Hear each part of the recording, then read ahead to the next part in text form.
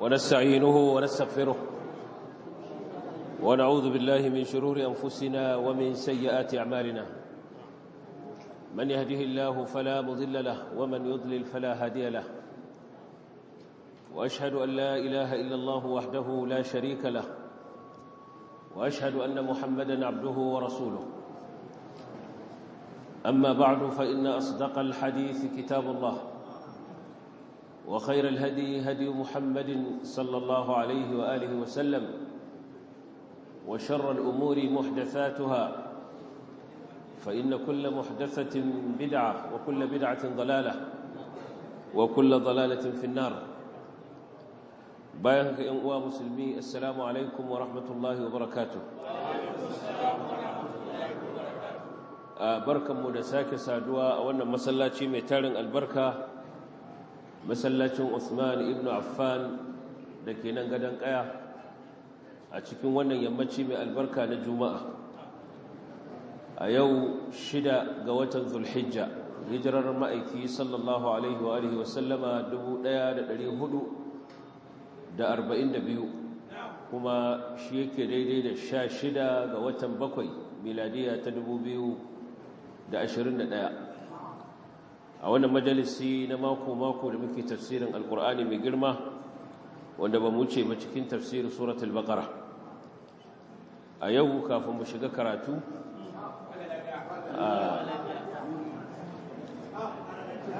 za mu yi tsokaci mai muhimmanci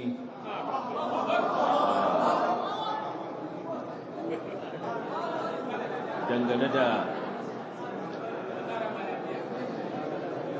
abin da ya faru asabar da ta gabata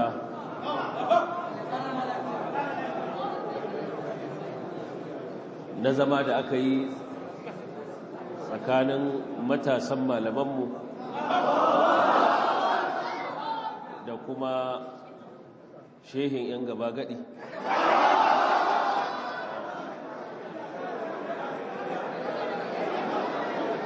wanda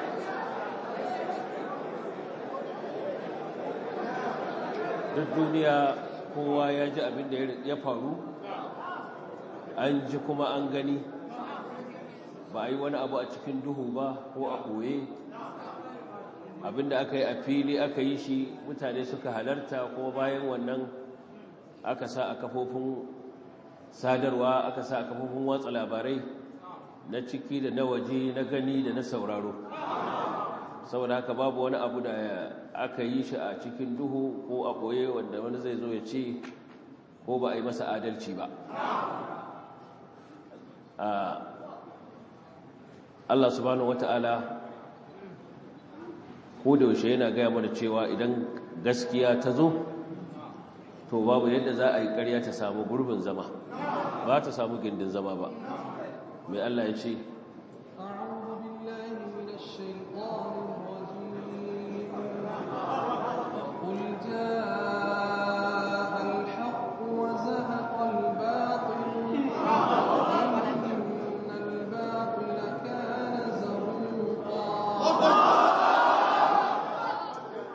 ce gaskiya ta zo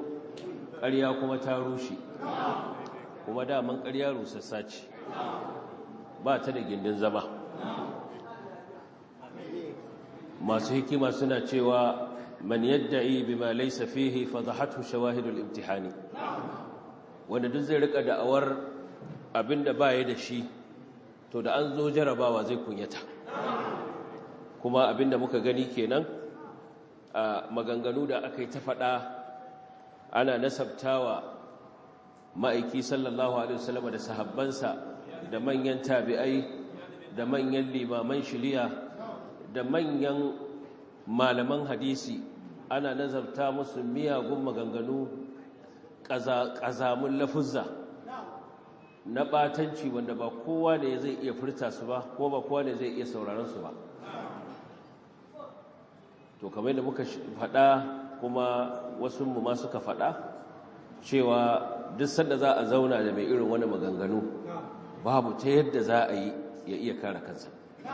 babu ta yadda za a iya tabbatar da maganganun da yake cewa yana karanta su ne a cikin littattafan musulunci littattafan musulmi littattafan hadisi waɗanda yake faɗa da su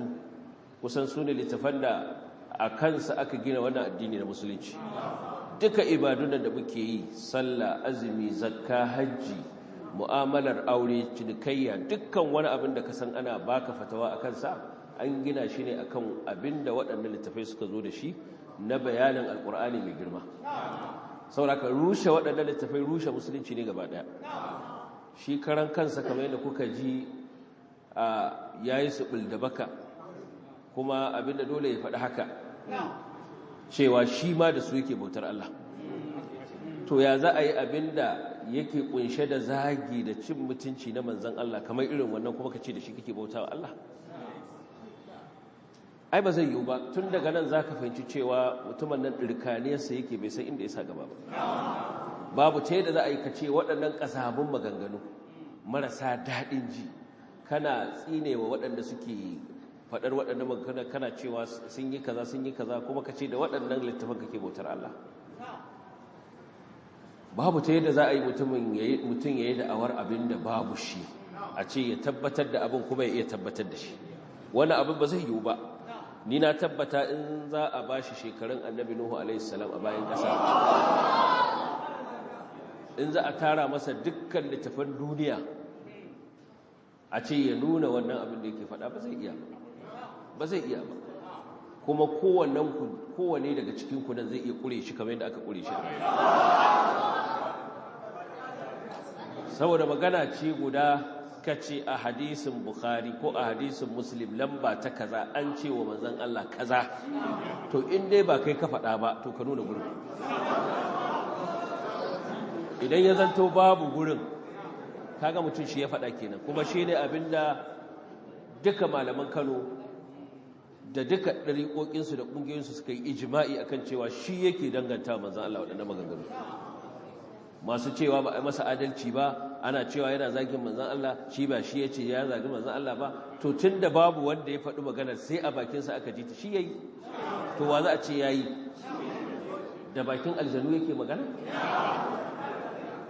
Sauraka shi yayi. Sauraka ni na tabbata kamar yadda muka sha faɗa, babu ta yadda za a iya tabbatar wannan in dai har aka zo aka zauna da shi. Shi ma ya yaudari kansa da ya yarda har aka zauna da shi ɗin da na san ba da san shi ba ne, dole ce ƙanwan naƙi. Ibn Hajar a cikin Imba'ul Ghumur bi Anba'i al-Umr ko bi Anba'i Abna'i al-Umr, a ciki ya zo a cikin tarjamar wani mutum da ake kira Shams ibn Ata, wanda ya rasu hijira tana 889. Wannan mutum yana daga cikin mataimakan wani basaraki da ya yi yaƙe-yaƙe wanda ake kira Taimur Lank, yana cikin awan ɗinsa, kuma ya shahara da cika baki da kuri da ainihin ƙafafar ilimi ta banza da wofi. To sai wata rana cikin irin surutansa sai cewa yayi akwai hadisin da ya zo a kan wato ƙasarun sallar magariba. Dai san sallar magariba ko? Sallar magariba ba a mata ƙasaru. Raka'a uku ce, kana zaman gida ko kana tafiya. Ruba'iyya ita ake wa ƙasaru. Mutumin nan saboda iya yi sai cewa yayi akwai hadisi da ya zo a kan cewa ana yin ƙasarin sallar magariba. Aka je aka tsitsiye shi irin yadda aka yi wannan tsitsiyar. Aka ce to ya nuna gurin, sai ya ce akwai hadisin Jabir ya zo a cikin littafin Al-Firdaus na Abul Layth as-Samarqandi. A ciki ya rawaito Annabi sallallahu alaihi wasallama ya ce ai sallar kasaru ta magriba. Aka dauko littafin Samarqandi irin yadda aka dauko Bukhari da Muslim, aka ce wannan mutum nuna gurin. Aka dauko masa aka ce to ka ce a cikin littafin Al-Firdaus na Abul Layth as-Samarqandi yake wannan hadisin na Jabir, to nuna shi. To da yake shi yafi wannan wayo, yafi wannan dabara, yafi wannan hankali. Sai ya ce to ai shi littafin Abul Layth as-Samarqandi kofi uku gare shi. Akwai babban sa, akwai na tsakiya, akwai kuma kankanin sa. ya ce to wannan hadisin da na gaya muku yana cikin babban kuma bai shigo mana ƙasarmu ba. To kada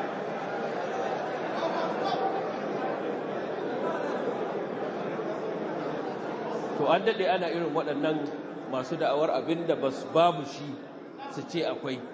to amma duk sanda za a tsayar da su a ce ku nuna, to za su ji kunya. shi ne fadahatu shawahidul imtihani.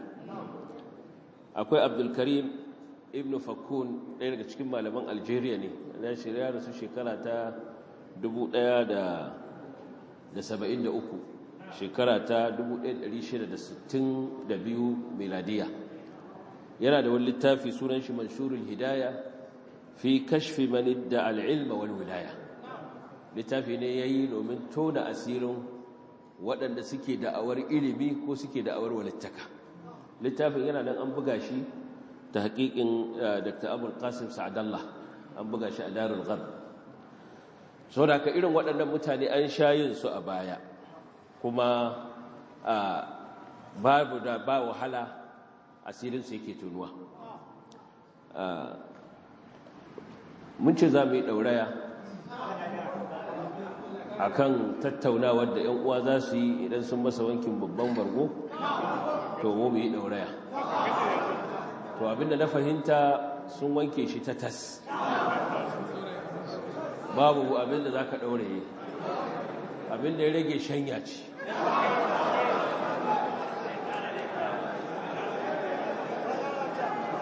shanyar nan kuwa ba aikinmu ba ne, wannan shanyar tana jiransa a kotu, can alkali shi zai yi wannan aikin shanyar. muna fatan ya gaggauta shanya mana shi. a wannan mutum, dukkan wani wanda yake bibiyarsa da kuma ɗan abin da aka ji daga wadda tattaunawa tasu da waɗannan matasan malamai, Allah ya saka musu da alkhairi, kuma ita ma gwamnati Allah ya saka mata da alkhairi da ta ingizo shi ƙarfi da yaji ya fito aka yi zaman. Allah ya musu sakayya da alkhairi. wanda duk ya ji yadda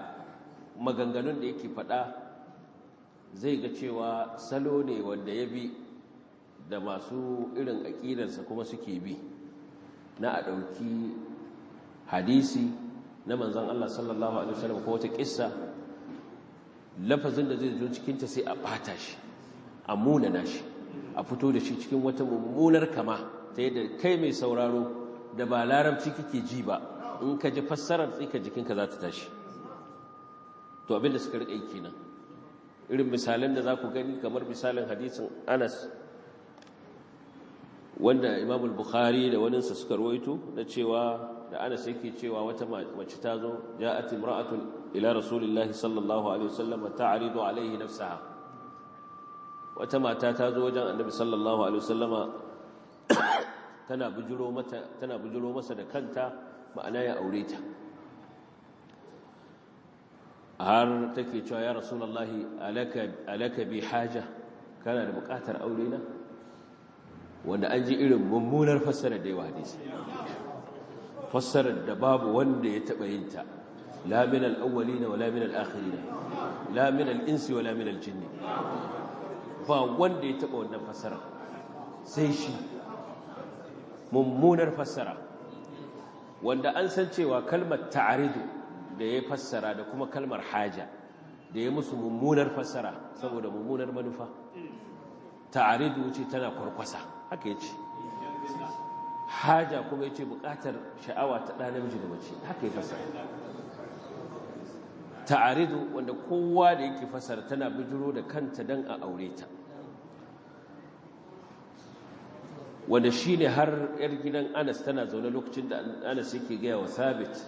wannan hadisi, har take cewa kai wannan mata da abin kunya, wacce tana cewa a aure ta. har Anas yake cewa ta fiki don ita ta so ta auri manzon Allah sallallahu alaihi wasallam, amma ya muna da wannan fassara, ya lalata ta, kuma ya kasa nuna inda wannan fassara take a cikin hadisin. kun ga aikin yadda ma ya buɗa ya karanta, ai da sai ka buɗa ka nuna ina kwarkwasar take. kuma irin wannan hadisi ba Anas ba, Sahal ibn Sa'ad ya rawaito irinsa. Sahal ibn Sa'ad as-sa'idi hadisin sai yana nan a cikin sahih bukhari da sauran littafan hadisi yana cewa wata mata ta zo suna zaune tare da annabi sallallahu alaihi wasallam faja'at imra'atun ta'ridu nafsaha alaihi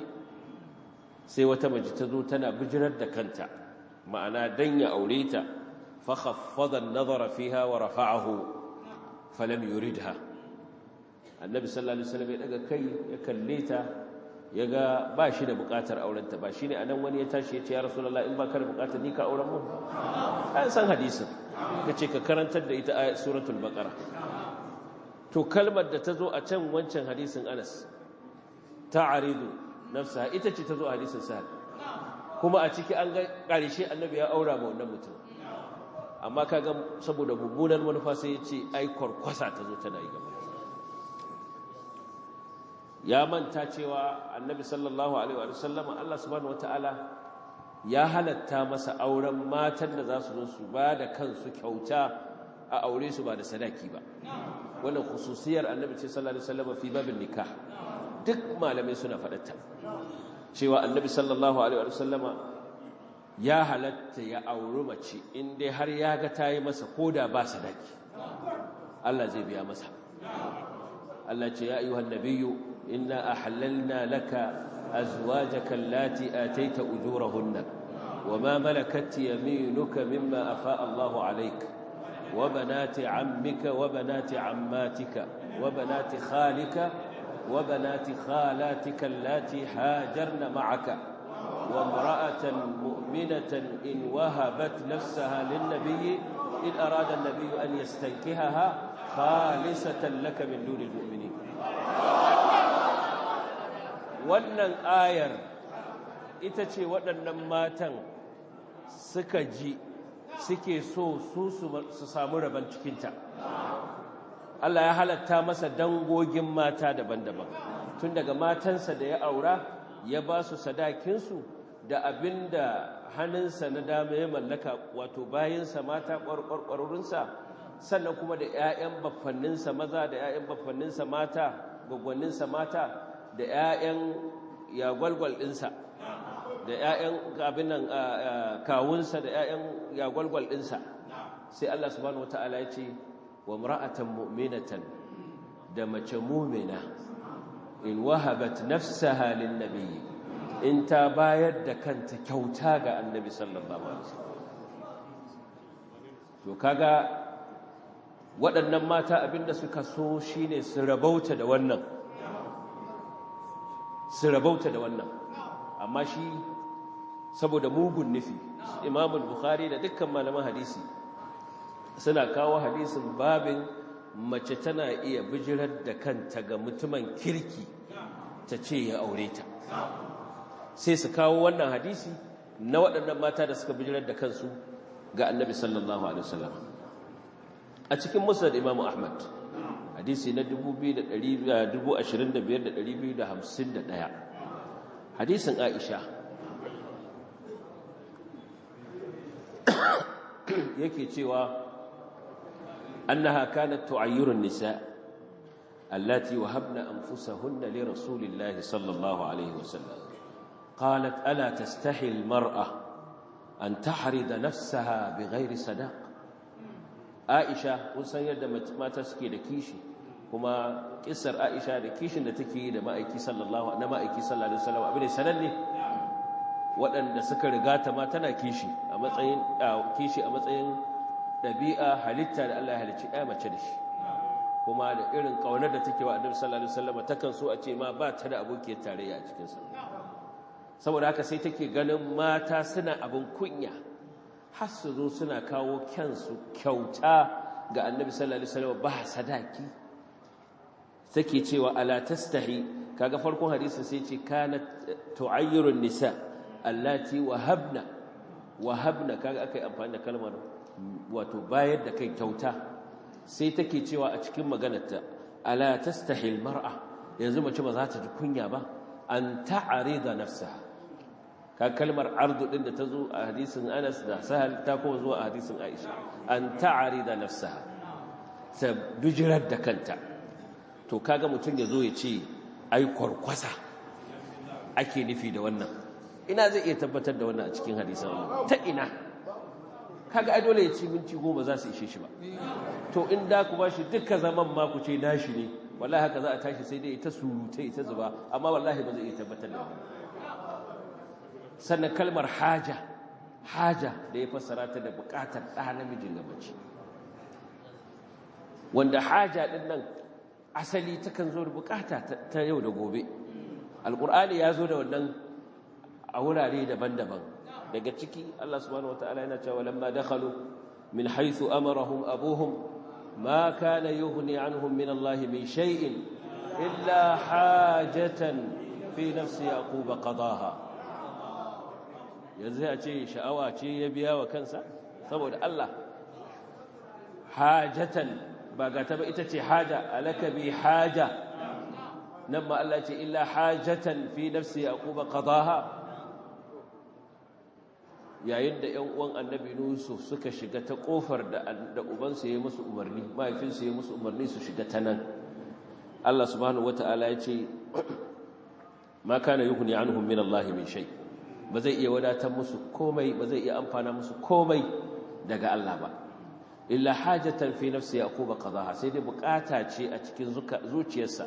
da ya ga ya biya wa kansa. Kaga ana ai ba sha'awa ake nufi ba, yana da sanya kawar da ƴanƴansa daga ainihin kambun baka. Saboda haka matasa ne zarata masu kyawawa wanda suke da shiga mai kyau. Saboda haka in suka so su shiga gari ta kofa ɗaya yana tsoron kada wasu su kalle su musu kambun baka, yace to su shiga ta kofofi daban-daban. To ne ita ce haja din. Yan saboda Allah wani sai zo ya fassara ta da sha'awa. Haka nan a cikin Alƙur'ani cikin suratu Ghafir, Allah yana maganar dabbobi da Allah ya halitta mana na ni'ima, su raƙumi da shanu da awakai da kuma sauran dabbobi da Ubangiji ya halitta mana, sai ce walakum fiha manafi' wa litablughu 'alayha hajatan fi sudurikum wa 'alayha wa 'ala al-fulki tuhmalu. Ce walakum fiha manafi', kuna da abubuwan amfani a cikin waɗannan dabbobi, sai ce wali tablughu 'alayha hajatan fi sudurikum, kuma dan ta isar da ku wurin da yake bukata ce a cikin zukatanku. Kuna da bukatar zuwa wannan guri ku hau waɗannan dabbobi su kai ku, game da ake hawan raƙuma su kai mutum inda yake bukatar zuwa. Kaga kalmar haja ta zo anan. Sannan walladhina tabawwa'u ad-dara wal imana min qablihim yuhibbuna man hajara ilayhim wa la yajiduna fi sudurihim hajatan mimma utu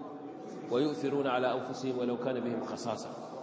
wa man yuqa shuhha nafsihi fa ulaika humul muflihun. Yanzu anan sai ka ce sha'awa ake nufi.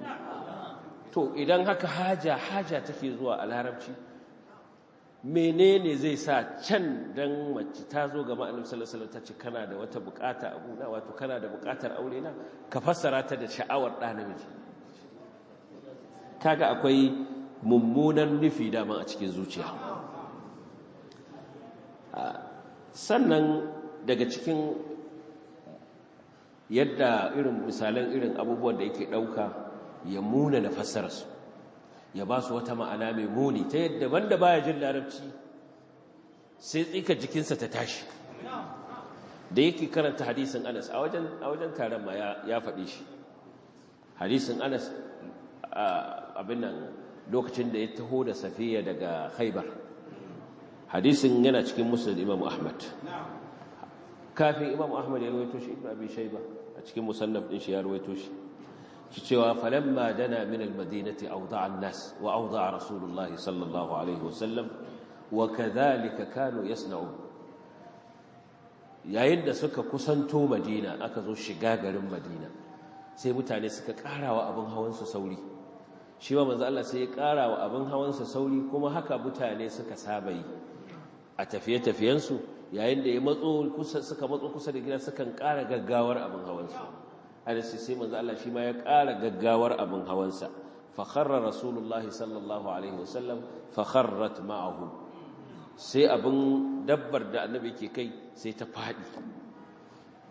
Ita ma manzo Allah sallallahu alaihi wasallam ya fadi tunda yana kan dabbar ta yi tuntube, fa asarat naqatu Rasulillahi, haka yake hadisi. Fa asarat an-naqa fa kharra rasulullahi sallallahu alaihi wasallam wa kharrat ma'ahu sai taguwar da annabi yake kai sai ta yi tuntube da ta yi tuntube kun ga za ta tafi da gwiwar rabin nan saboda ka wanda yake kanta shi ma zai tafi da rabin nan annabi sallallahu alaihi wasallam ba iska bane mutum ne kamar yadda Allah ya ce kul inna ma ana basharun mithlukum yana kan abin hawan da ya yi tuntube ya faɗi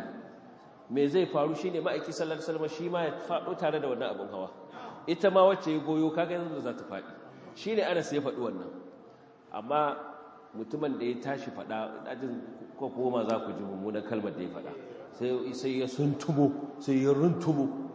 wato kalma dai da babu ladabi a cikinta wato dan ya bata abin sai ya suntumo ko ya runtumo ko wata kalma da irin wannan za ku je ku sake sauraron abin ku je wata mummunar kalma a lokacin ma ya faɗe ta wai dan dai ya nuna cewa gashi Imam Ahmad ya kawo hadisin Anas ya faɗi wata mummunar kalma kan Annabi sallallahu alaihi wasallam Anas ya ce taguwar manzo Allah ta faɗi ya faɗo da shi da wanda yake bayansa sun faɗi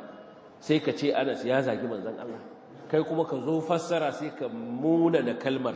maimakon ka ɗauki kalmar faɗuwa ko tuntuɓe sai ka ɗauki kalmar mummuna kamar irin ya yi sama ya faɗo ko wani abu irin wannan sai ya suntumo sai ya runtumo ko wata kalma mai kama da wannan wanda kalmar khurur kalma ce ma'arufa tana nan a cikin alƙur'ani Allah subhanahu wataala ya amfani da ita alƙur'ani cikin lokacin da yake maganar bayan Allah Allah yake cewa qul aminu bihi aw la tu'minu innal ladina utul ilma min qablihi idha yutla alaihim yakhruna lil azqani sujada wa yaquluna subhana rabbina in kana wa'du rabbina la maf'ula wa yakhruna lil azqani yabquna wa yaziduhum khushu'a saboda Allah in ka tashi sai ka ce sun tumo saboda Allah sai ka ce sun runtumo to kalmar da Anas ya amfani da ita ce kalmar da Allah subhanahu wataala ya amfani da ita akan bayansa na ƙwarai yace wa quraishawa aminu bihi aw la tu'minu ku yi imani da alqur'ani ko kakku yi innal ladina utul ilma min qabli waɗanda aka ba su ilimi gabanin a zo a saukar da alqur'ani idza yutla alaihim in ana karanta musu alqur'ani yakhruna lil azqani sujada suna fadi su sujada da goshinsu kaga kalmar yakhruna din ita ce Allah ya faɗa amma baka isa ka ce suka suntumo ba Allah subhanahu wataala ya faɗa annabawa annabi Ibrahim annabi Isma'il annabi Ishaq annabawa da yawa da ya ambace su ce ulaika alladhina an'ama Allahu alaihim minan nabiyyin min dhurriyyati adam wa mimman hamalna ma'nuh wa min dhurriyyati Ibrahim wa Isra'il wa mimman hadayna idha tutla alaihim ayatul وممن هدينا واجتبينا إذا تتلى عليهم آيات الرحمن خروا سجدا وبكيا annabawan Allah Allah subhanahu wataala yake cewa waɗannan sune waɗanda Allah ya wa ni'ima daga annabawa min zurriyyati Adam daga zurriyar annabi Adam wa mimman hamalna ma'a Nuh da waɗanda muka ɗauke su a jirgin ruwa tare da Nuh wa min zurriyyati Ibrahim wa Isra'il wa mimman hadaina wajtabaina daga zurriyar Ibrahim da Isra'il shine Yaqub da waɗanda muka zaba muka shiryar muka zaba wamman hadaina wajtabaina idza tutla alaihim ayatul rahman duk lokacin da ake karanta musu ayoyin Allah mai rahama Allah ce kharru sujadan sai su fadi sai sujada kalmar khurur din ita akai amfani da ita Allah ce inna ma yu'minu bi ayatina الذين إذا ذكروا بها خروا سجدا وسبحوا بحمد ربهم وهم لا يستكبرون Allah ce waɗanda kawai suke imani da ayoyinmu su ne waɗanda idan aka yi musu wa'azi da ita Allah ce kharru sujadan sai su faɗi sai sujada wa sabbahu bihamdi rabbihim su yi tasbihi tare da gode wa ubangijin su hum la yastakbiruna ba sa girman kai a kissar annabi Yusuf wa rafa'a abawayhi ala al'arshi wa kharru lahu sujada saboda Allah in kana da ladabi ga manzon Allah sallallahu alaihi wasallam ka zo ka ce ya suntumo saboda Allah kaga wannan me zaka fassara shi so a ya ci zarafin annabi sallallahu alaihi wasallam kalmar nan da Anas yayi amfani da ita ce alqur'ani yayi amfani da ita akan bayin Allah babu wani abu da cin mutunci a ciki amma kamar yadda abin ya zama cin mutunci kuma ka ce ka gani ana zagin manzon Allah a cikin sahih bukhari ko sahih muslim a ce ka nuna abu ina zai iya nuna abu ai ya san gaban wazi yake zai karanta musu a ce kharra ya ce sun tumo a kyale shi akwai kissar Umar da naje na faɗa kissar Umar lokacin da Abdullahi ibn Ubay ibn Salul ya rasu an sa Abdullahi ibn Ubay ibn Salul irin cin mutunci da ya tewa Annabi sallallahu alaihi wasallam da maganganu munana da ya ta faɗa wa manzo sallallahu alaihi wasallam da cin mutunci in raja'na ila al-madinati la yukhrijanna al-a'azz minha al-adhall ya sifanta Annabi da adhall shi kuma a'azz Annabi mafi kaskanci shi mafi daukaka kuma yace in muka koma Madina sai mun kore shi wai sai ya kori manzo Allah daga Madina yake cewa shi da manzo Allah da sahabbai abin nan ne da Laraba suke cewa sammin kalbaka yakulka ka bawa karanka abinci ya ce koshi ya dace je ka haka yake sifanta Annabi sallallahu alaihi wasallam sahabbansa la tunfiqu ala man inda rasulillahi hatta yanfadu kakkure da ba su abincinku har su watse su kama gaban su maganganu da yake faɗa wa manzo Allah sallallahu alaihi wasallam akwai sanda manzo Allah ya zo wucewa akan jaki Annabi yana hawan jaki ya zo wucewa sai ya toshe hanci wai yana jin warin jakin manzan Allah maganganu na cin zarafi an yi ta gaya manzan Allah har ma wasu ka ce ya Rasulullah ka kashe shi a huta Nabi ya ce yanzu in kashe shi aje ai ta labarin ina kashe sahabbai ana ganin sa cikin mu yazo ayi sallah da shi ayi azumi da shi in an fita yaki ya lallaba a biba mu da na kashe shi labari zai yada a kasashen Larabawa makiyas ce ai kun gani ga wasu sun yi imani da shi ba bai kyale su ba ya kashe su ku je ya kashe ku kuma Annabi ya ce ba zan kashe su ba lokacin da ya mutu akwai dan shi Abdullahi bin Salam sahabi ne bawan Allah Abdullahi ibn Ubay ibn Salul Abdullahi ibn Ubay ibn Salul Abdullahi ibn Salam wani ne daban Abdullahi ibn Ubay ibn Salul sunan mahaifinsa gare shi lokacin da ya rasu abin yana damunsa don lokacin da ya yi waɗancan maganganu har aka zo aka gaya wa manzo Allah sallallahu alaihi wasallam shi Abdullahi ɗin ɗansa ya ce ya Rasulullahi kada a sa wani ya kashe shi kuma ita jin kaikai an san ɗa da mahaifi duk daga irin magana yana jin mahaifinsa ne kuma abin da nasu na Larabawa nahwa al-arabiyya wani ya kashe shi in ya gansa ya rika damuwa kuma wanda ya taba imaninsa sai ce ya Rasulullahi a banne ni in je in taro shi ya je tsare kofar garin Madina ya ce wallahi sai ka janye maganar da ka faɗa akan manzo Allah ko kuma wallahi ba za ka shiga ba lokacin da ya rasu ya zo gurin Annabi sallallahu alaihi wasallama yana neman shafa'a ko Annabi sallallahu alaihi wasallam zai masa sallah ya bada tufarsa ayi masa likkafani ko wata kila Allah zai tausaya masa da wannan Allah zai ji kansa Allah zai rage masa azabar da zai masa a lokacin Annabi sallallahu alaihi wasallam saboda yadda yake wa kana bil mu'minin rauf Annabi sallallahu alaihi wasallam biyur rahman mutum ne mai tausayi mutum ne mai afuwa baya san abin da zai cutar da umma azizun alaihi ma anittu harisun alaikum bil mu'minin raufur rahim saboda haka sai kura zai tashi sai da Umar sai ya rike rigarsa ya ja rigarsa ce ya Rasulullahi shine fa yake kaza yake kaza yake kaza ba kuma Allah ya ce kada kai musu istighfari ba kada kai musu istighfari Annabi sallallahu alaihi wasallama ya fizge rigarsa yace matukar dai Allah bai hana ni bazan je to da yazo fassara wannan hadisi saboda ya ci mutuncin annabin kansa ya ci mutuncin sayyidina Umar sai cewa sayyidina Umar ya fusgo shi ya ci kwalarsa ya fusgo shi ya ci kwalarsa ya fusgo shi wallahi haka yi fada hada cewa ya ci kwalarsa yana karantawa a cikin hadisan da Bukhari ya kasa da alfaz daban-daban akwai wanda ya ce ya zabahu Umar sai na Umar ya jawo rigarsa akwai wanda ce akhadha bi thawbihi rasulullah ya rika rigar ma'aikin Allah sallallahu alaihi wasallam wanda kuma wani abu ne dabi'i sayyidina Umar ya san mutumin nan ya san abubuwan da misalin da zan muku matso muku da abin kusa kamar shi yanzu da yake waɗannan maganganu matsiyatan maganganu akan ma'aiki sallallahu alaihi wasallam a ce cikin ƴaƴansa ko wannan din nasa da yazo da shi yana son koyar da kai wataƙila ko muƙabalar da za a yi akai din ta ratsa shi ya yi imani da abin da ya ji na gaskiya,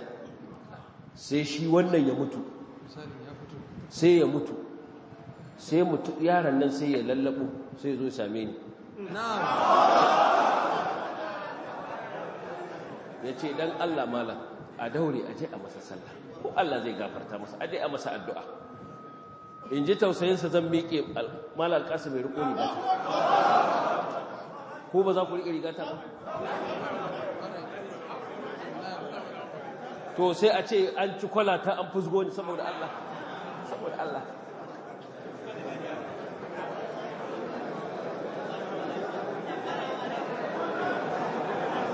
To wannan misali ne, amma ni ma ba zan je ba.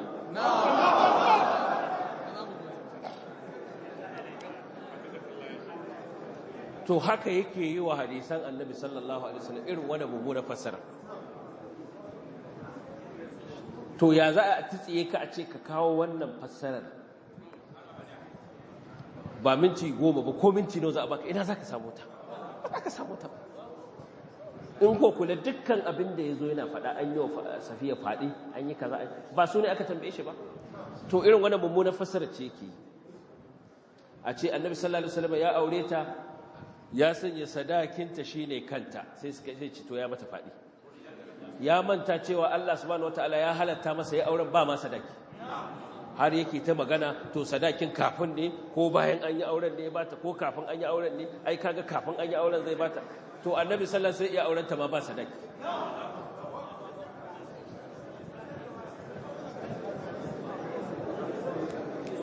Allah ya halatta masa wa imra'atan mu'minatan in wahabat, me ake nufi da hiba? A baka abu kyauta. Cikin kunan ba wanda matarsa ta ba da kanta, ta ba shi kansa kyauta, saboda ba wanda ya isa. To in annabi sallallahu alaihi wasallam ya auri wacce aka ciyo ta ribar yaƙi, yayi mata ainihin mutunci ma ya yanta ta, wannan daraja ta yi, daraja ta yi.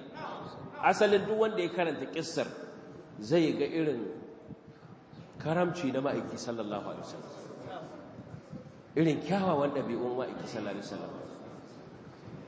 Huyay ibn Akhtab shugaba ne a cikin Yahudu, shugaban Yahudawa ne, basaraki ne. Aka yaƙe su saboda irin kutun gwila da fifi da suka yi ta shirya manzo Allah sallallahu alaihi wasallam, wanda an san abin da ya faru a sira. Annabi ya je ya yaƙe su, aka ci su da yaƙi. A nan za ku je na cewa wai Anas ya gwama ya harhaɗa, ya mai da kissar wani lokaci ta zama kissar Banu Quraiza. Wai saboda kawai ya ce wa qatala al-muqatila wa saba zarari, wai shine ya mai da ita Banu Quraiza. Da za a tsiye shi a lokacin ya nuna inda Anas ya ce Banu Quraiza, wallahi ba zai nuna ba. Kawai abin da ya zo a cikin ruwayar Anas ya yi abin nan, rawun da ya ruwaito ta ya yi ikhtisarinta, sai ce wa qatala al-muqatila wa saba zarari, wanda kuma dama haka abin da yake faruwa a yaƙi kenan. Duk wani yaƙin da za a kwafsa, za a kashe wasu mayaka, kuma in an samu matansu da yansu za a kama su abin batacce. Shi ne abin da ya faɗa. Sai ya ce wai ya mai da kissar ta koma Banu Quraiza, wai yana ta tufka da warwara, ya mai da ita Banu Quraiza, mai da ita Khaybar. A nan ma ya faɗa. A cikin hadisin gaba ɗaya ba inda aka faɗi Banu Quraiza, cewa aka yi kawai wa qatala al-muqatila wa saba zarari. Lokacin da aka zo aka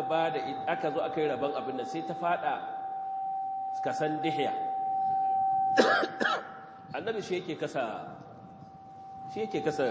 abubuwan da ake. Annabi sallallahu alaihi wa sallama inda yana son ta koma kasansa tun farko zai kasa ya aje ta a kasansa, amma sai ya kasa, sai ta fada. Wannan abin kuma kasancewa ta na farko babban gida, sannan kuma tana da kyakkyawar halitta. Sauran sahabbai sai suke ga to mai lihiya ya fi su a yakin nan, da shi za a bashi wannan wace mai daraja ta zama cikin kasansa. Sai wannan abu ya so samu wasu rai, sai suka fara magana, aka ji aga manzo Allah, sai ya ga cewa za a samu wata fitina, sai ce to a kawo ta. Shi wanda aka bawa shi har ya ƙara masa ma wasu bayi 7 dan dai shi ma ya kwantar masa da hankali. Ita kuma kasancewa ta fito daga babban gida, kar ta kaskanta,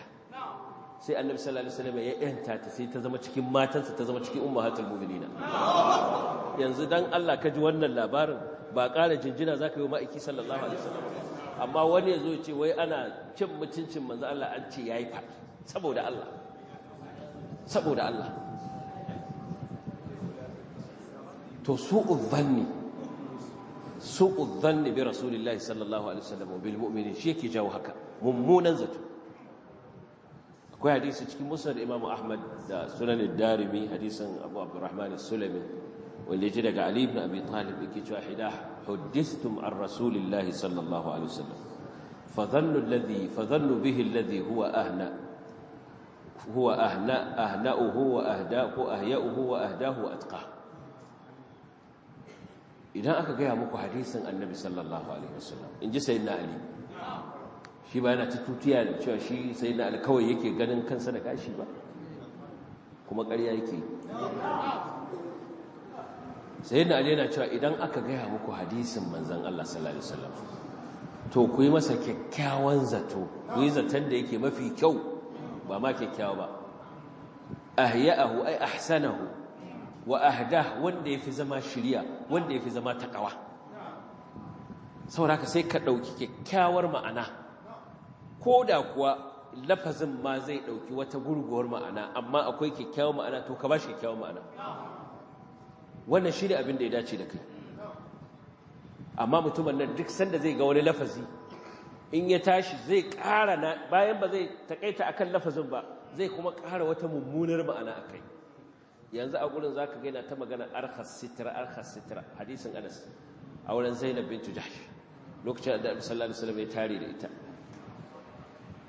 Annabi ya musu walima, mutane bayan ci abinci wasu suka zauna. Annabi ya dan fita wai ko wasu za su fita, wasu suka fita wasu basu gane ba, basu fita ba, wasu suka ci gaba da zama. Daga baya su ma suka fahimci zaman su ya matsawa Annabi sallallahu alaihi wasallam sai suka fita. Aka ga wa Annabi sallallahu alaihi wasallam sai ya dawo. To shi ne sai anan sai ya rike wani lafazi, ruwaya ɗaya ce Imam al-Bukhari ya kata mu'allaka, ruwayar Ibrahim ibn Tahman mu'allaka. In aka ce mu'allaka duk wanda yake ilimin hadisi da yake shi wanda bai san me ilimin hadisi, duk mu'allakat da suke cikin Bukhari wanda bai yi wasulin sa a cikin Bukhari ba sa cikin sahih Bukhari, ba sa cikin sahih Bukhari. Koda ka bude ka gansa a tsakiya kakka ce wannan Bukhari ya inganta shi a ka'idar ilimin hadisi da ya sani. Akwai mu'allaqat da yayi wasulinsu a cikin sahihinsa, waɗannan kana cewa suna cikin sahih Bukhari, amma waɗanda bai yi wasulinsa a cikin sahih Bukhari ba baka cewa suna cikin sahih Bukhari ko sanadin sai inganta. To riwayar Hisham ibn Ibrahim ibn Tahman bai wasulinta a cikin ko ina ba, da wannan isnadin da ya kawo bai wasulinsa ba. Haka yi kata mu'allaqa duk da cewa hadisin asalin hadisin yana cikin hadisin Anas. To a ciki sai yake cewa a cikin wannan riwaya wa arkhas sitra wa inni la fil hujra, ba cewa yake yana hada hadisai ba, zai hada 10 zai hada 20 ya fita da natija amma mummuna. To da a ce mai hankali ne shi in ya hada hadisan ai sai fita da kyakkyawan natija. Yanzu shi wannan hadisin guri ɗaya kaga wa inni la fil hujra, annabi ya saki labire ina cikin daki, sai kaga wannan ruwayar kuma Bukhari da ya kawo ta sai ya share farkon isnadinta, shine alamar wannan baya cikin littafinsa. Abinda zan muku misali dan ku fahimci wanda shi to yana in an buɗa a ganshi kuma baya ciki. Bari an muku misali, mushafi wannan da kake karantawa, a cikin mushafi zaka ga suratu waye makkiyatun wahaya, wanda yana cikin Qur'ani. A gefe zaka ga hizb kaza, zaka ga juz'i kaza, zaka ga sujjada, wanda duk ba cikin Qur'ani. Amma kuma yana cikin mushaf. An gane? Saboda haka ba dan an rubuta abu a cikin mushaf ake kiran shi Qur'ani ba. To wannan shine Imam al-Bukhari akwai abubuwan da ya rubuta su amma malamai duk sun yi bayani ga sharadin sa, al-Jami'u Sahihul Musnad, sai wanda ya ka isnadin sa cikakke, wanda ne sharadin sa. Wanda bai kawo cikakken isnadin sa ba yana ga maka cewa wannan baya cikin sharadi na. To sai wannan riwaya ta zo ta Ibrahim ibn Tahman a ciki yace wa arkhas sitra wa inni la fil hujra, amma sauran riwayoyi da yayi wasulin su akwai riwayar Humayd ibn Abi Humayd at-Tawil an Anas. Wannan riwayi Humayd ibn Abi Humayd at-Tawil an Anas a gurin malaman hadisi kakaf shi yana cikin waɗanda suka fi kowa sanin hadisin Anas Thabit an Anas hadisin Thabit an Anas ruwayar Humayd an Thabit an Anas mausula da ruwayar Suhaib ibn Abdul Aziz an Anas sai ta zo da bayanin yadda abin yake sai yake cewa faraja'a fadakhala albayta wa arkha as-sitra wa arkha as-sitra bayni wa baynahu sai ya dawo sai ya saki labule tsakanina da shi ma'ana ya saki labule ya zanto ba na ganin su kaga daga nan ana sai kama gaban sa kaga wani la fil hujra ta tashi daga wannan ruwayar Bukhari ya sake kawo wata ruwaya yake cewa hatta idza wada'a rijlahu fi uskuffati al-babi sai da Annabi sallallahu alaihi wasallam ya sa kafarsa cikin kofar gidaki abin kofar shiga daki dakhilatan wa ukhra kharija ya sa kafarsa ɗaya ciki ɗaya tana waje sai ya ce arkhas sitra baini wa bainahu sai ya saki hijabi ko kuma labule tsakanina da shi to inda a ce kai wato da kyakkyawan manufa kake haɗo ruwayoyin ba da mummunan manufa ba sai kaga wata ruwaya da Imam Bukhari bai sa ta cikin sharaɗinsa ba ya datse farkon isnadinta sai kaga ruwayoyi biyu da ya saka su cikin sharaɗinsa amma sun yi bayanin yadda abin ya faru kuma duk daga bakin Anas sai ka ɗauki waccan mummunar da kuma mummunar ma ma'ana har ka ce wai an yi mu'amalar aure Anas yana gurin a cikin ma duk ba maganar mu'amalar aure ya zo ya ƙara wata ma'ana to don Allah wannan in an zauna da shi yana daga cikin abin da ya yi ƙoƙari ya bujuro da shi a lokacin to ka gaya mu Dr. Rabi'u a lokacin ai ya gaya masa ya ce to ai babu wannan saboda haka yake yi wa hadisan annabi sallallahu alaihi wasallama mummunan zato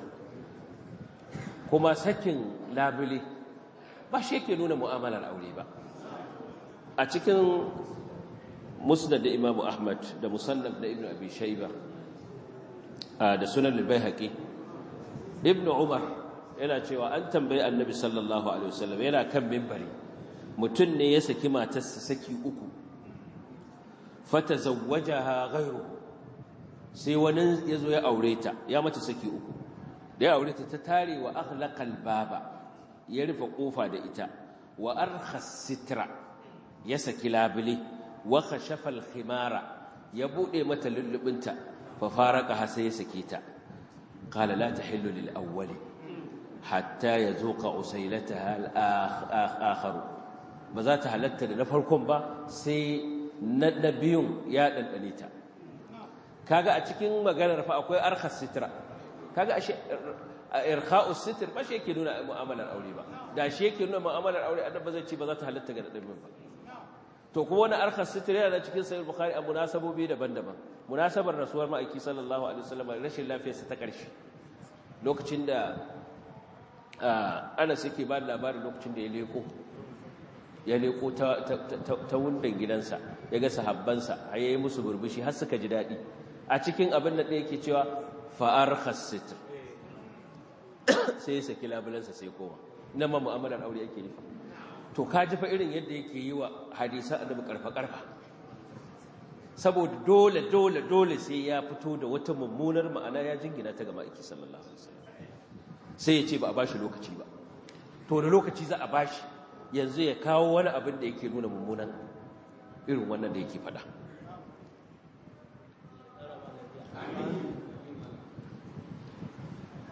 irin wannan fassara da suke yi da mummunar fassara da yake wa hadisan annabi sallallahu alaihi wasallam ya dauki wani lafazi ya bata shi ya masa mummunan zato da a ce zai dauko wannan manhajin ya dora akan alqur'ani ma zai kareta shi yadda yayi wa hadisan annabi sallallahu alaihi wasallam duk da fitowar ma'anarsu to alqur'ani ma zai iya masa wannan yanzu misali ka dauki kissar Zainab bint Jahsh yana tazo a cikin alqur'ani wa iz taqulu lil ladzi an'ama Allahu alayhi wa an'amta alayhi amsik alayka zawjaka wattaqillah wa tukhfi fi nafsika ma Allahu mubdi wa takhsha an-nas wallahu ahaqqu an takhsha wannan ayar inda a hadisin Abu Huraira ne ko Anas ko Abu Sa'id al-Khudri ko Aisha ko Sayyidina Umar ko Muawiya to ba cin zarafin da ba zai yi ba kai kajima abin da yace wai Annabi sallallahu alaihi wasallam yana boye wani abu a ransa kun san me yake boyewa wai yana boye sha'awarta yana boye santa kuma yana ma jin tsoron mutane ne shi yasa ma bai bayyana ba haka zai ce tunda da lafazan da zai yi wasa da hankalin mutane a kansu akwai sa'ayar wa tukhfi fi nafsika ma Allah mubdi Allah ce kana koyewa a ranka abinda Allah zai bayyana shi ya kake daga mu hannu wa takhsha nas kana kuma jin tsoron mutane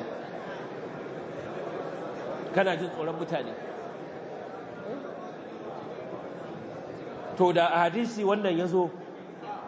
babu irin cin mutuncin da ba zai yi ma'aiki sallallahu alaihi wasallam da sahabbansa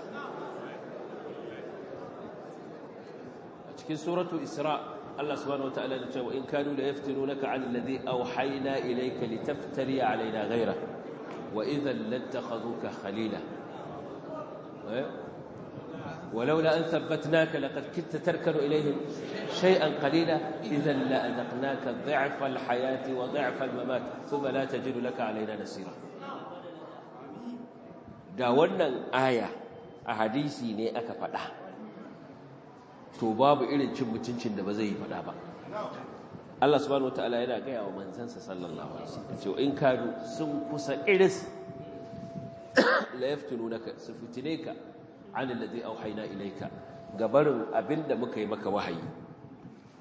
litaftari alaina ghayrahu dan ka kaga mana wani Allah ce saura iris su fitineka kabar wanda kake kai ka kaga mana wani idan lattakhadhu ka khalila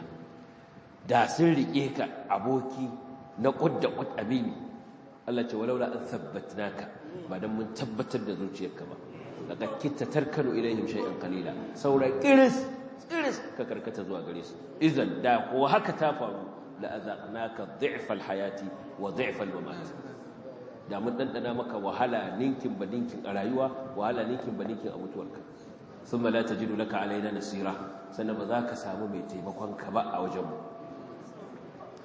kun dai ji lafazin ayar Allah yana ga annabi sallallahu alaihi wasallam to a ce Anas shi ya ruwaito wannan hadisi annabi ya ce ga abin da Allah ya gaya mu wallahi irin zakin da zai wa Anas sai Allah ya sa to in za a dabbaka wancan manhajin nashi to za a kare ta wannan ayar za a ci cin zarafin manzan Allah ne saboda haka ba a yarda da ita ba a cikin alqur'ani kuna karantawa wajadaka dallan fahada Allah ya same ka rashin shiriya in ya tashi dabbaka manhajinsa kalmar dalal din nan ba irin ma'anar da ba zai dora mata ba kun san ko batacce shine fa mai kaza kun san ko batacce shine mai kaza kun ji zan ce manzon Allah batacce ne abinda zai ce kenan ko kun san batacce har ne kafiri mai shan giya mai kaza kun ga sun ce manzon Allah mai kaza ne to kaga a haka alqur'ani ma da yazo da wannan zai karanta shi mu da muke san annabi sallallahu alaihi wasallam muke san girman sa idan muka tashi zamu fassara ayar yadda kowa hankalinsa kwance ba zai ji wani abu ba Allah ya same ka rashin shiriya ya baka shiriya akwai wani tashin hankali wa kadhalika awhayna ilayka ruhan min amrina ma kunta tadri mal kitab wala al iman walakin ja'alnahu nuran nahdi bihi man nasha'u min ibadina Allah ya ce yayi wa annabi wahayi a lokacin da bai san ma kunta tadri mal kitab bai san wani littafi ba wala al iman bai san wani imani ba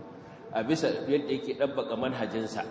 an ce annabi fa'atharat an-naqati fakharrat ya dauki mummunar ma'ana ya bayar an ce annabi sallallahu alaihi wasallam arkha sitr ya dauki mummunar ma'ana ya bayar to ina kuma a ce annabi bai ma kunta tadri mal kitab wal iman me ba zai fada ba wala qad uhiya ilayk wa ila alladhina min qablik la in ashrakta la yahbatanna 'amaluk wa la takunanna min al-khasirin a bisa manhajin wannan mutum wannan ayar ƙaryata ta zami bai kamata mu yarda da ita ba domin an nasabtawa annabi zai iya yin shirka, an nasabtawa annabi zai iya zama cikin asararru, saboda ka ƙarya ce a bisa manhajinsa yadda yake wa alqur'an hadisan annabi fassara, haka wannan ita ma yake ƙaryata annabi, haka zai ƙaryata wannan. Abasa wa tawalla an ja'ahu al'a'ma. Yanzu Anas a ce shine ya bada labarin ba alqur'ani ba, ko Abu Hurairah ko Sayyidina Umar. To saboda haka a bisa manhajinsa alqur'ani ma ba zai kai labari ba, a bisa manhajinsu, a bisa yadda yake yi wa alqur'ani hadisan annabi hawan kawara, ya fassara hadisan yadda yake so, ya yi kare-kare, ya musu jela, ya musu fuka-fukai. To babu shakka ayoyin alqur'ani ma in ya zuriyo ta kansu ba za su kai labari ba a gunsa.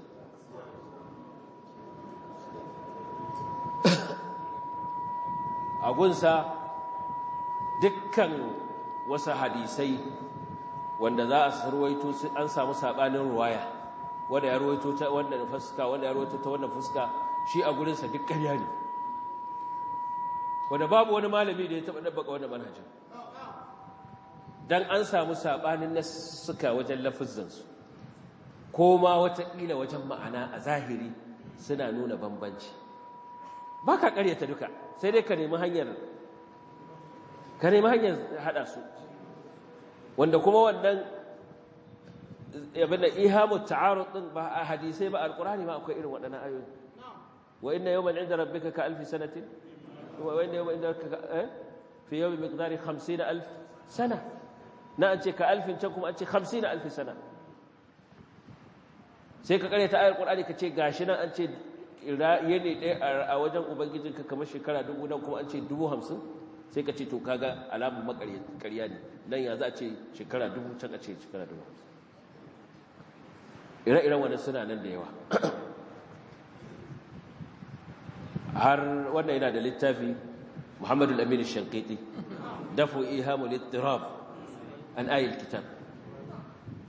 Ayoyi ne ya tara waɗanda suke kamanninsu in ka kalle su a zahiri kamar suna cin karo da juna, ce amma babu karo da juna, malamai sun san babu karo a tsakaninsu, sun yi bayaninsu. To haka hadisan manzo Allah, idan an samu wannan a magana da tafi kowace, wa man asdaqu min Allah qila wa man asdaqu min Allah haditha, afala yatadabbaruna alqur'ana walau kana min 'indi ghayri Allah lawajadu fihi ikhtilafan kathira. Amma an samu wani abin da a kwakwalwarka kai mai karamar kwakwalwa zaka ga kamar nan ya ci karo da wannan, malamai su wanke maka wannan, sai maka a'a ba abin haka ba. To haka hadisai ba akwai. Annabi cewa ala inni utitul qur'ana wa mithluhu ma'ahu. Saboda malamai suka yi rubutu akan wannan. Akwai mushkilu bayani sharh mushkil al-athar na tahawi, sharh mushkil ma'ani al-athar shi ma na tahawi. Akwai mukhtalaf al-hadith na ibn Qutayba, akwai ikhtilaf al-hadith na Shafi'i, akwai littafin mushkil al-hadith al-ahadith na ibn Furak da sauransu. Duk abin da suke bari shine hadisan da suke kake ganin suna rikitar da kai, ka koma ka kwankwasa malamai ka ga me suka ce.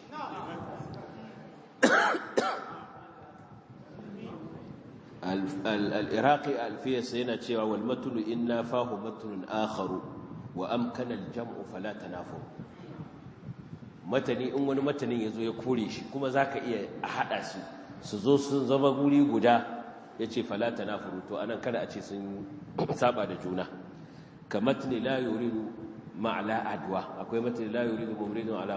ala musih, akwai kuma la adwa wala tiyara. Yace fannafiyu lit-tab'i wa firra adwa. Ya kawo misalai yace wa illa idan kuma ba za su ba, ko kuma aula ba za su hadu ba, fa in naskhun bada fa'mal bihi. Idan ka gane cewa to akwai wannan shine farko, wannan kuma ya zo daga ƙarshe, to sai ka ce wannan na ƙarshen ya shafa na farkon, shine nasikh wal mansukh. Aula ko kuma baka iya samun abin da yake zai tabbatar da naskhu ba, sai ya ce farajjih wa'mal bil ashbah, to sai kai tarjihi. Akwai hanyoyin tarjihi masu yawa. Abin nan al-Hazimi a cikin an-nasikh wal mansukh ya kawo wajen hanyoyi sun kai 50. Iraqi ya kawo wajen sun kai 100. Abin nan Iraqi a cikin at-taqyid sun kai wajen 150 hanyoyin tarjihi. to in baka san wannan ba me ya shigo da kai cikin gonar malamai dan kai barna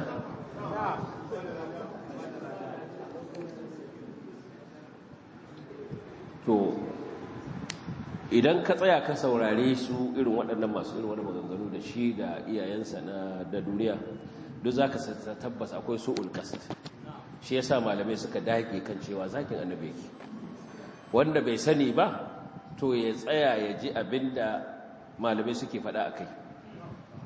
nan zai fahimci cewa da mummunan manufa yake wanda ce a kyautata masa niyya shi fa ya ki kyautata wa sahabban annabi niyya ya ki kyautata wa tabi'ai niyya ya ki kyautata a'immatul huda niyya ya ki kyautata duk limaman nan duk da shari'a niyya ya ki kyautata wa jumhurin ahlus sunna niyya shi kuma wani na ce a kyautata masa niyya a kyautata masa zato bai kyautata wa kowa zato ba amma shi ana ce a kyautata masa zato saboda ka ina adalcin da yake cewa ai masa so wannan abu da ya faru Allah subhanahu wataala ya so ya bayyana gaskiya kuma ya wulakanta wanda yake cin mutuncin sahabban Annabi sallallahu alaihi wasallam yake cin zarafin ma'aiki yake cin mutuncin sahabbansa kuma wannan aya ce duk wanda zai ce zai dauki wannan hanyar to karshen sa shi ma sai Allah ya yi masa irin wannan kulikulin kubara sai ya wulakanta ko ba komai ba yadda yanzu al'umma take la'antarsa kowanne ya ishe shi wallahi kowanne ya ishe shi muna fatan kuma gwamnati za ta kammala aikinta shanyar nan da muke fada za ta yi Allah subhanahu wataala ya samu dace lokaci yayi za mu tsaya a nan abinda muka faɗa na daidai Allah ya ba mu lada na kuskure Allah ya bai mana wa sallallahu wa sallama ala nabiyina Muhammadin wa alihi wa sahbihi ajma'in assalamu alaikum wa rahmatullahi wa barakatuh